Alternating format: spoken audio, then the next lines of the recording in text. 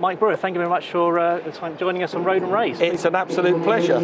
We will wait for the voice of God to stop talking. Maybe start again. She's probably saying right now, Neil is just about to interview Mike on the live stage for Road and Race. Just want to start, huge fan.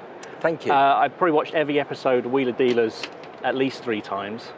And it's actually the show that really taught me to give me the confidence to start repairing my own cars and great. buy and sell Do you know, used I cars. love it when I hear that. Yeah. I'll hear that over this weekend. I'll hear that every 10 minutes. Somebody really? says, because of you, you've given me the encouragement to do my own car, and now it's on display here.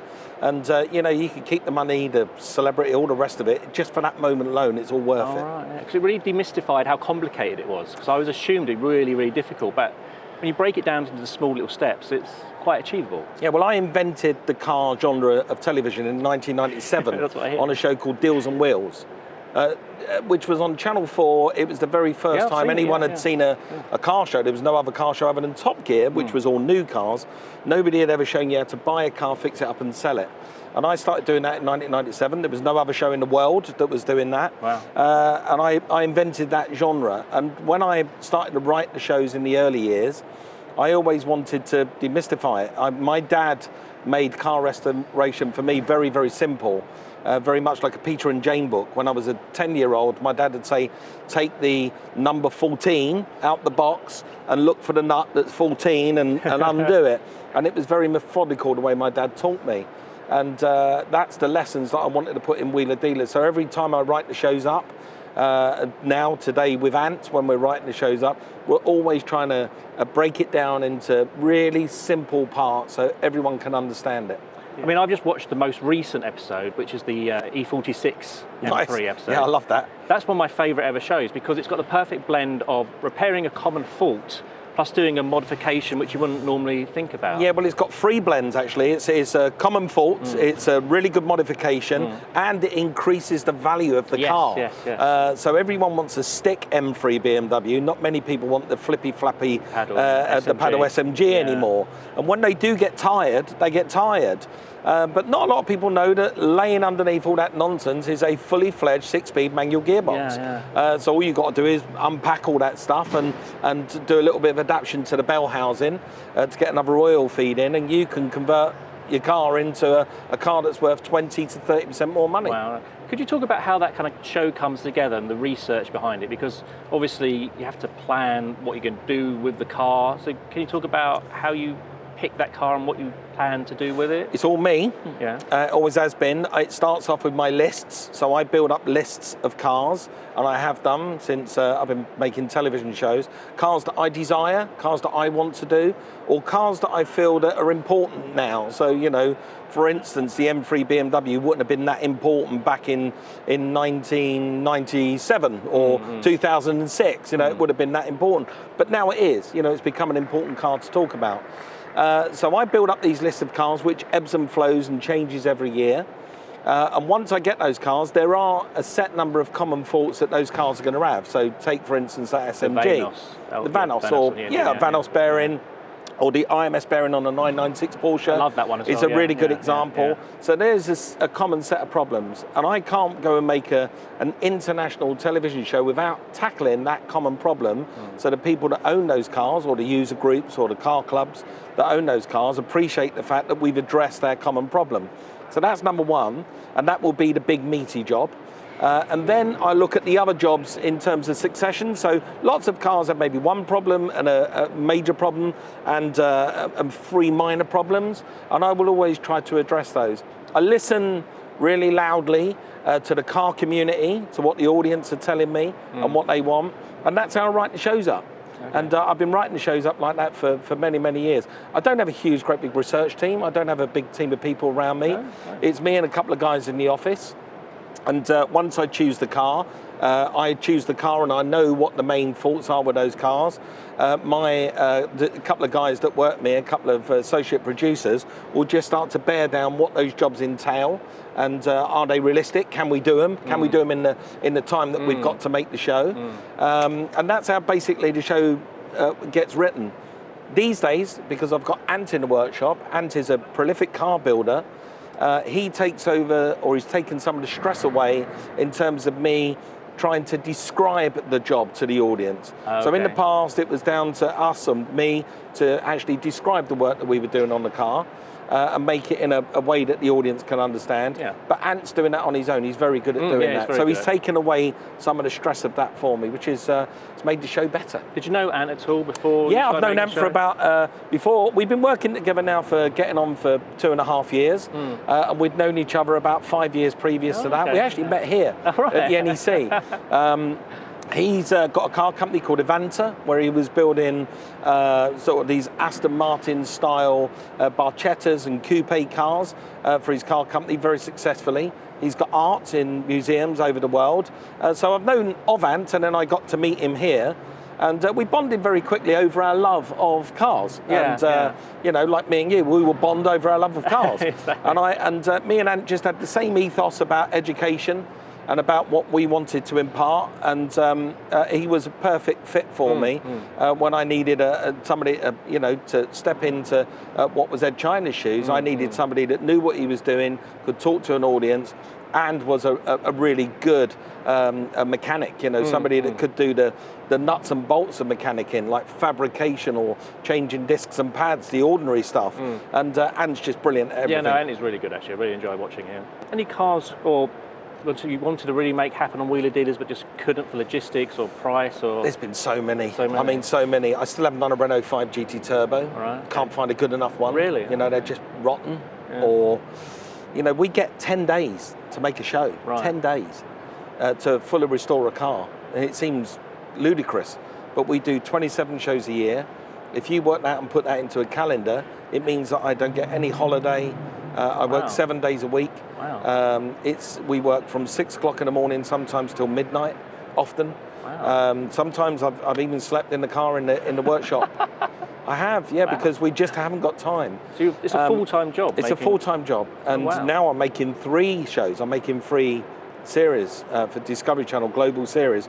So it's even been more stressful. But yeah, we work so hard at it. So there's lots of cars that we haven't got to because of time, like Renault 5 Turbos. The reason is because it's going to be rotten.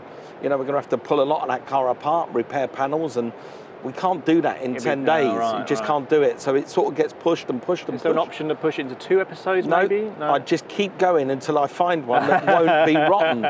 So I need to find one that hasn't got that kind of work needed doing so I can get it in the workshop and do, you know, 4 easy jobs on it. Never done a Lotus Cortina, never done a Cortina, never done a Lotus Carlton. I own a Nissan 350Z. I don't think we've never done a 350Z. That's a great car to do. On the list, yeah, that's on the list. I look forward to it. Yeah, that's on the list. That will be. I may have bought a 300ZX. I may have done. You may have I'm not allowed to say. I may have done. I may have bought. I think possibly definitely have bought. I'm not allowed to say it. Liberty say a Datsun 2000. So that'd be a good one. Wow. So I've got some really good cars coming up. Oh, great! Yeah, you're doing more and more repairs in wheelie dealers in the recent years. When did you start first getting into car repair and mechanics and things like that? Me, from the age of about 10 years of age. My dad was a car customizer. He's going to be here at the show today. Looking forward to catching up with him. He was a prolific car customizer. He had a business in South London, doing very, very well. And during my summer holidays, he was tasked with looking after me. So I'd spend my summer holidays in the workshop, working with my dad. And very quickly, I learned skills that, you know, 10-year-old boys should be learning. I learned about paintwork. I learned about fabrication. I learned about, you know, how to change the oil, plugs, filters. I wish my dad had taught me that. I learned it all very. We would, you know, often break down car engines on the balcony in our flats where we lived, and I become quite a competent mechanic. By the time I was 16, I could pull cars apart and put them back together and do my own mechanicking and servicing on my own cars, and then that led to this career in the motor trade. You know, I started to buy and sell cars at 16 years of age. Wow. Before I was legally allowed to drive. At the age of 21, I was running 2 sites in South London for a big group. And by the time I got to 22 years of age, I broke off and went on my own and started my own car dealing career. And I'm still doing it today. Yeah. So I had a bit of a cheeky idea for maybe like a Christmas special, because obviously you you can do mechanical stuff, but maybe people don't really recognise that as much. Well, because I've got a mechanic on the show. Yeah. People who know me, and they will know that during my times when I'm not on the show, guess what I'm doing? I'm restoring cars. Yeah, yeah. And they would have seen here at the NEC and other car shows around the world that I bring my own cars along to show. And these are cars that I worked on myself, and restored myself. I've got one here this weekend at the NEC. It's little Frankie, my Mini. It's at the back of the stage. And that's a car that's going to be going through a complete restoration with a new shell. New shell's here as well. So yeah, a lot of people don't recognise me for the mechanicking work, but what they don't realise is when the cameras are cut, I dive in, and it's me, sometimes sound recorders or the cameraman. We're all diving in, helping out on the cars, getting ready for the next scene. When the mechanic can come on screen and he can carry on talking about what he's doing for the show. Maybe a cheeky Christmas special where you swap roles and Ant has to buy the car. Well, we've spoke about that years, but do you know what? I don't think people want to see it. I think people won't. Maybe. One off maybe, but people would just get the ump over it. The people out there on social media are very cruel, and they would just say it's like motorbikes. I'm constantly being asked to do motorbikes, and we speak about it all the time. But I know, as soon as I do a motorbike, people are going to go, "What are you doing a motorbike for? Leave that to the motorbike builders. Stick to cars, you idiot." Yeah, and so what we've got is a formula that's the world's very first restoration car show. It's still the biggest car show in the world. It has an audience of over 200 million in 217 territories around the world. Wow. It's vast, wheeler dealers. Don't break it. The format is perfect. It grows every single series we have. It gets bigger and bigger. And so just don't break it, and just keep it going as long as we can. You talked about 2 other shows that you're doing this year. Can you briefly talk about those at all? Well, one of them, funny enough, is all about the mechanics. Oh, okay. So I'm doing a show that's on my own, so it's not with Ant. Oh, okay. It's my own solo series on Discovery and Motor Trend. And I'm very excited by it because in my life, I get to travel around the world and I get to pop into these shops where people are either do my trimming for me, or they do some light fabrication, or they hone an engine out, specialist shops. Yeah. And on Wheeler Dealers, that's always been like a 3 or 4 minute piece on Wheeler Dealers, where I pop into these shops. And it's my chance to shine a spotlight on these businesses and to see these craftsmen at work. Yeah, so I thought it's lovely. Yeah, it's a nice part of the show. Yeah. But I always felt over the years that it's been too quick. It'd be really nice, some of these businesses I've gone into, to unpack it and just let it breathe and take in a bit more. A bit more detail. A bit more detail. Oh, right, that'd be really good. I've got a 12-part series, which is me traveling around the world, looking at these businesses and shining a spotlight on these trades, these craftsmen, these engineers, these absolute artisans. And I've done some incredible things. I mean, I spent some time with Gene Winfield, which is in the Mojave Desert. This is the first guy that stretched welded metal. So he's the guy that sort of built cars for George Barris and amazingly designed cars. UFO, the series that was in the 60s in America. He designed these complex curved shapes. He's 92. Wow. And he's still doing it today. That's great. He's the first guy that ever blended paint on a car. Went from green at the bottom to orange at the top. Nobody had ever done that before. Wow. He was doing it in 1950. Real pioneer. Yeah. So I get to meet people like that. And it's been incredible, just this incredible journey. Yeah, sounds really interesting. I've got 2 more shows to make here in the UK. Of that, and one of them is going to be visiting British Motor and Heritage and looking at them remaking body shells for the likes of MG and Mini. So I'm very excited about that. It's going to be good. Yeah. And the second series I've done is a series called Dream Car. So I've had this amazing career on television, and I've done a series in the past called Trading Up, where I I saw that. Yeah, traded up a car from $2,000 all the way around the world to a Porsche in Series 1 and a Ferrari in Series 2. And I thought, wouldn't it be good if I did it for somebody else, not for me? So it's my chance to give back. So it's not about me making money. It's about me doing something good for people. I'm available for that, Mike. Exactly. I was inundated. We had tens of thousands of people apply. Some people were like, I've got a Fiesta and I want a Bugatti Chiron. Think big. Yeah, think big. That's never going to happen. So once we went through the applicants and we bared them down to what were realistic trades. We then started to look at the individuals, and I wanted to choose people that would never get a chance to get their dream car unless I intervened. So in episode 1, for instance, we've got a soldier. It's called Tony. Tony has been soldiering all his life. He's eaten, slept, and pooped in Land Rovers, but he's never owned one. All right. But he loves them so much, he even joined the Army Land Rover team just so he could work and operate on them at the weekends. And the reason he's never going to own one is because Tony's one of life's beautiful people. He gives his life to fostering children, and he fosters difficult 15 to 18-year-olds.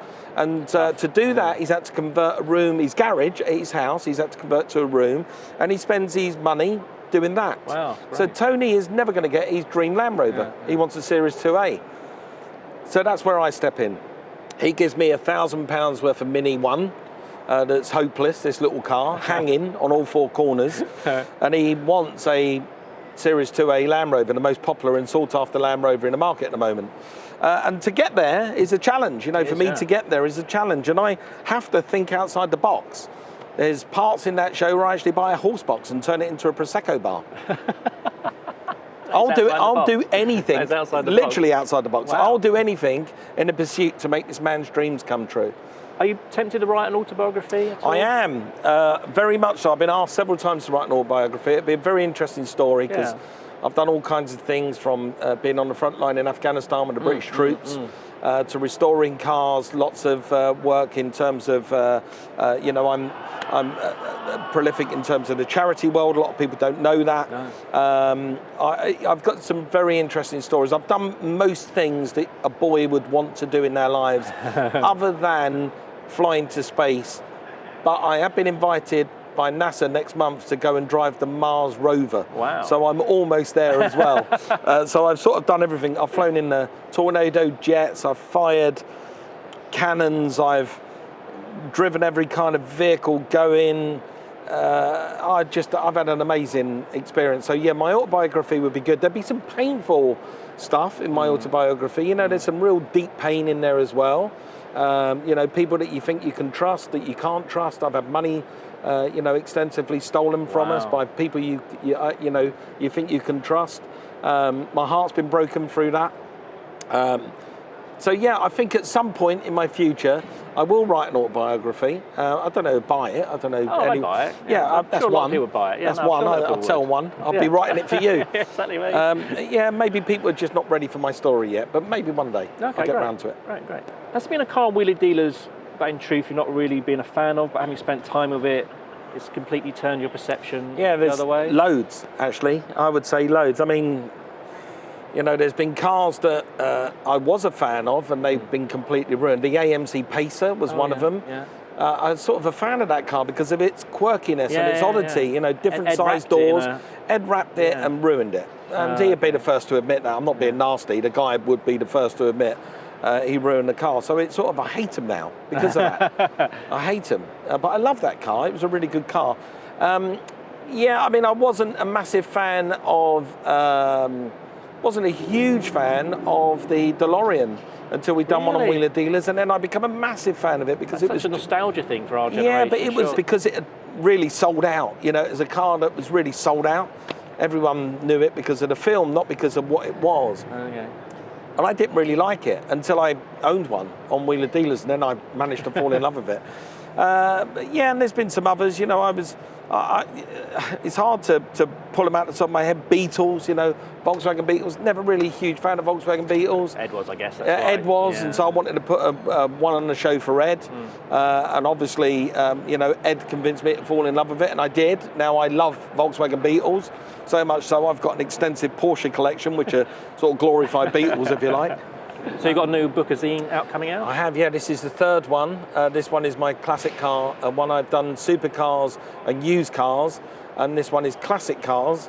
My magazine's been very, very successful. We've sold out every time we printed one, huge print runs, and we've sold them out. I've got a reprint for the other two for this show. All right. But I bought along, I think, 9,000 copies of my bookazine, of which I think will sell out this weekend. Oh, easily. And I'm really proud of it. I put in between everything else I do in my life, making 3 new series, trying to be a husband, a father, run Mike Brewer Motors, several other businesses, look up, buy and sell my own cars from my private collection. In between all of that, somehow I've managed to write a bookazine, and I'm really proud of it. It's an amazing achievement to have something out there. When you go past a newsagent or in an airport, you see your magazine up on the shelf that was written by you. And how do we get hold of that? Is it just... You can get that in any newsagent. So it'll be on sale next week. You get it in W.H. Smith, Sainsbury's, lovely, Tesco's. lovely. I've got these new shows. January the 6th is Dream Car, Wheeler Dealer's Dream Car is January the 6th, 2020. Right. That's going to be on Discovery Networks. On the Motor Trend app is being launched in the UK now, and that's going to be carrying a new series of Wheeler Dealers earlier than you can get it on screen. Okay. Plus, you're going to get my solo series where I look at these trades and industries. And that's going to be on the Motor Trend app. Has that got a name yet, that series? I'm giving it a code name, and I've given it, and it may become the name. Right. I don't know, I threw it out there and see if it'll stick. It's called Mike Brewer's Skill Shops. Yeah, that works. I kind of like it because I'm visiting skill shops. Yeah. Programs should always do what they say on the tin, if you like. Well, thank you so much for taking the time. It's an absolute pleasure. It's been lovely, Cheers, and thank you very much for the great questions. No. Good luck with your YouTube channel. Thank you so much. Cheers. If you'd like to see my Wheeler Dealers style series of restoring a cheap BMW 5 Series, then please click the box at the top right. And for my series on modifying a 350Z, it's the bottom right box. And as always, thanks for watching.